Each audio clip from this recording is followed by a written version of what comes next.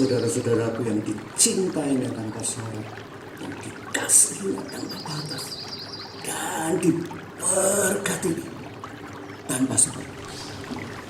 Saudara, kita sering dengar, kita sering dianjurkan, kamu harus memuliakan Tuhan di dalam hidupmu atau di dalam pelayananmu.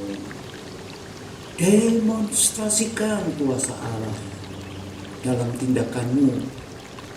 Berikan teladan. Contoh, membasuh kaki orang lain dengan kerendahan hati. Bahkan dalam semua aspek kehidupanmu.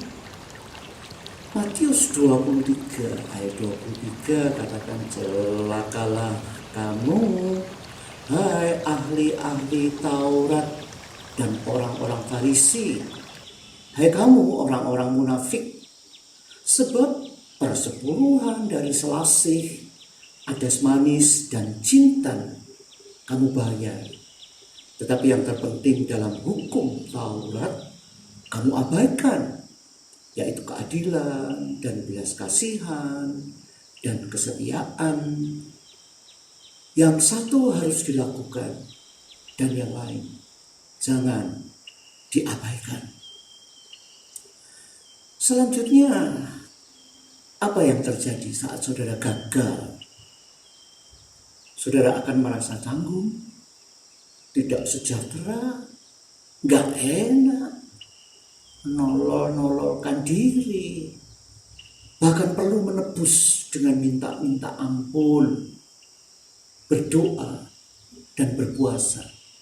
Kalau bisa, berendam di abu atau di lumpur, kayak si kakek Ayub.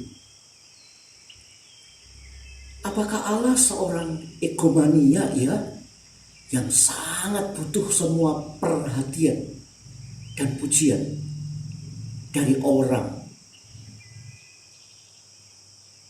Ternyata dan sangat penting untuk dicatat bahwa tidak ada yang dapat kita lakukan untuk memuliakan Allah.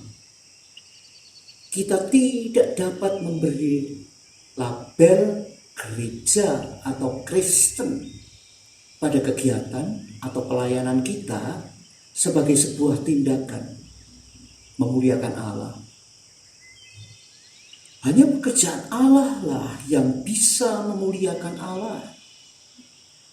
Itu saat Allah bekerja dalam dan melalui kita, maka Dia dimuliakan.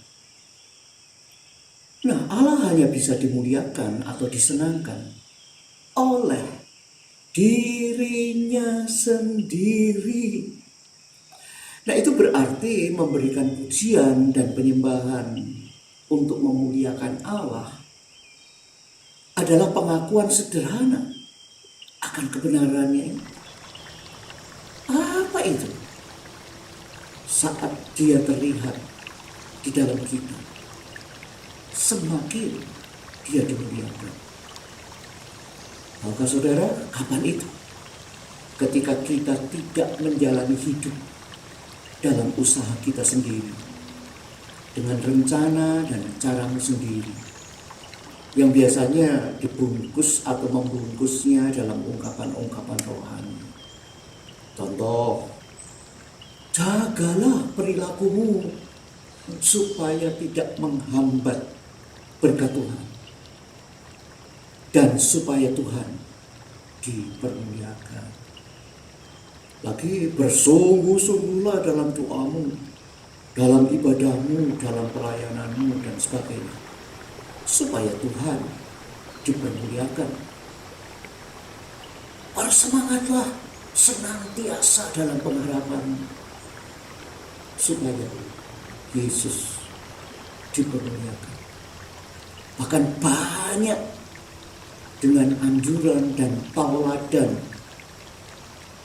yang dinampakkan, yang dicontohkan, yang diberikan, supaya saudara ikuti untuk memuliakan Tuhan.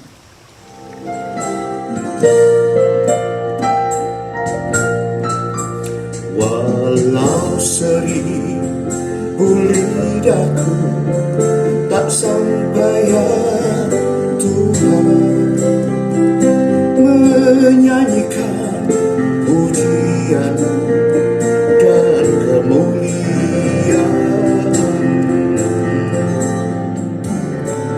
Namamu yang menghiburkan, memberanikan hati, sentosa dan kesukaan Tuhan sangat jernih.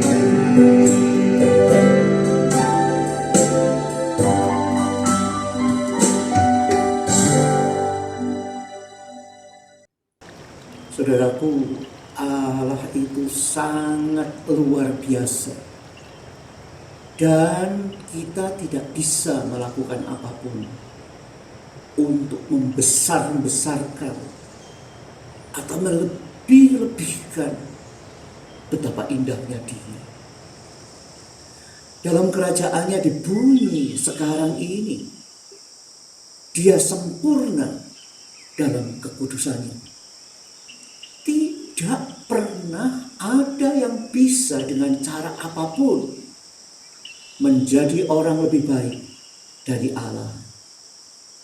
Pastinya Dia adalah jutaan kali lebih baik dari kita.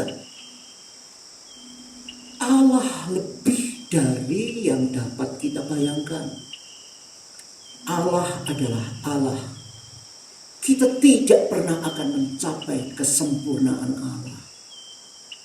Tetapi dahsyatnya, anehnya, Allah bekerja dalam dan melalui kita untuk memberi kita keserupaan sebagai anggota keluarganya.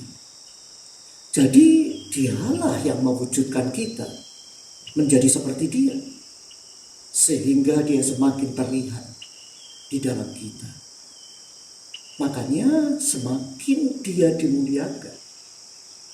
Bukan Pak Bro itu loh yang menginspirasi, bukan budal yang baik hati dan hangat, atau bukan Cece Kasmir yang lembut dan menawan dan sebagainya.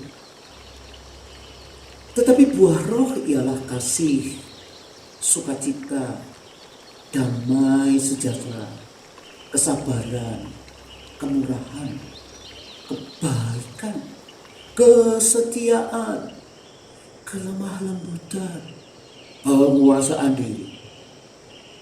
Tidak ada hukum yang menentang hal-hal itu. Kata Galatia 5 ayat 22 dan 23. Itu sebabnya hanya kehidupan yang mengenal Allah lah dan menempatkan imannya dalam Kristus Yesus Tuhan yang dapat membawa kemuliaan bagi Dia. Amsal 35 katakan, percayalah kepada Tuhan dengan segenap hatimu dan janganlah bersandar kepada pengertianmu sendiri. Tetapi tanpa iman tidak mungkin orang berkenan kepada Allah. Sebab barang siapa berpaling kepada Allah, ia harus percaya bahwa Allah ada dan bahwa Allah memberi upah kepada orang yang sungguh-sungguh mencari Dia. Ibrani 11 ayat 6. Jadi saudara, kita memuliakan Allah ketika kita membiarkan Dia menjadi Allah yang memimpin hasrat hati kita yang terdalam, sehingga kita dikenal dan dipermuliakan dalam kehidupan semua orang di sekitar kita. Tidak heran orang yang mengenal Allah pada akhirnya tahu bahwa usaha sendiri sesuai perjalanan waktu tidak berarti apa-apa. Lihatlah, ketika saudara mau Allah memimpinmu itu membuatmu menjadi setia mengikutinya. Haleluya, saudara. Amin.